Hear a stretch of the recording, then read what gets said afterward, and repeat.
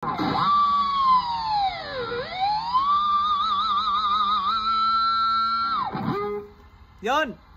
What's up mga master? This is Mark Music.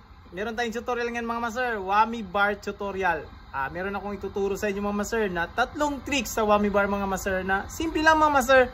Madali nyo itong makukuha basta meron kayong mga ganito floating bridge na guitar.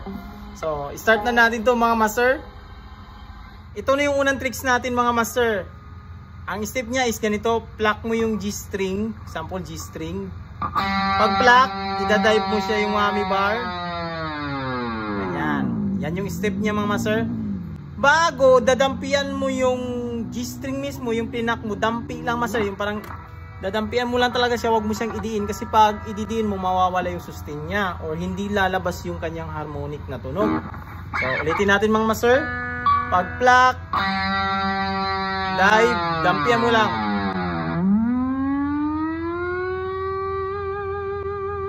Yan. Ulitin ko. Pluck, dive.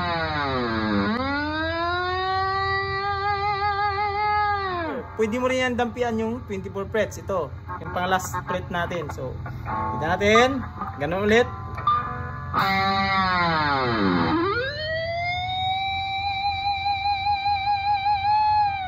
Yan. Ulitin ko.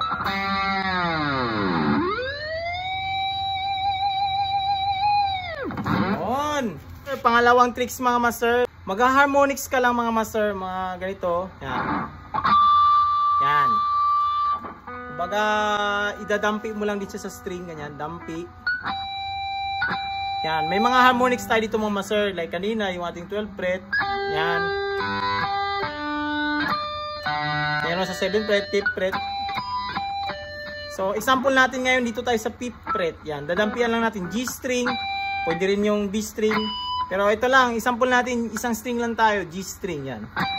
Yan, harmonics lang. Yan. Ito yung tricky part na to mga master, sa part na to, yung palalabasin mo yung harmonics. Kailangan, mauna ng ilang segundo yung ating pick bago natin bitawan. Hindi sila sabay na gano'n. Yan, gano'n. Hindi ilalabas yung harmonic. So, seconds lang talaga, paunahin mo lang, makabitaw lang itong ating pick yan. Kumbaga, mauna siya bago mo bitawan dito. At ito ay nakadampi lang, hindi nakadikit or hindi nakadiin sa ating string. Dampi. Yan, ganyan master. Palabasin mo yan, yung tunog na yan. Yan. At gagawin mo yan mga master, malapit dito sa fret wire. Yan. Dito malapit sa fret wire. Yan. Practice mo lang yan mga master. Yan yung kanyang step mga master. At pag nagawa mo na yan mga master, yung harmonics na yan mga master, mapapalabas mo na siya. Yan. Sunod mong gagawin, yung Whammy Bar mo dito na, ito yung bar, nandito na yan sa ibang daliri mo. Ida-dive mo yan. So ganito na, pag dampi mo, dive. Yun, ganoon siya oh.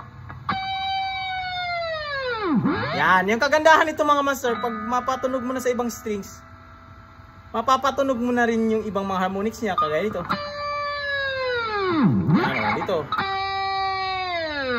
Yan. Yan.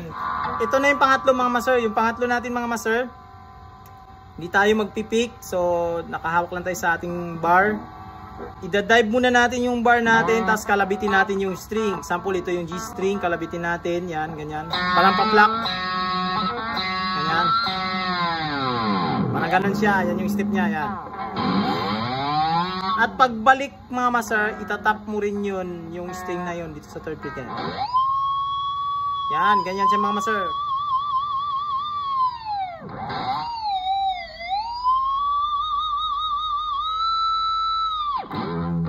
Yun siya mga master.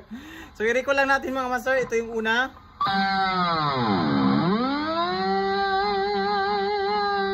Isa pa.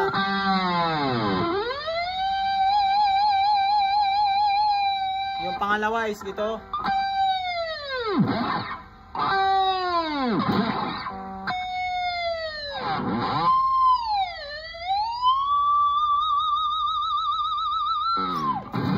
Yun lang mga master. Sana nagbigay ito ng tulong mga master para sa mga nagtatanong ng tutorial nito mga master. So gets nyo na ito mga master. This is Smart Music. God bless you all. Peace out.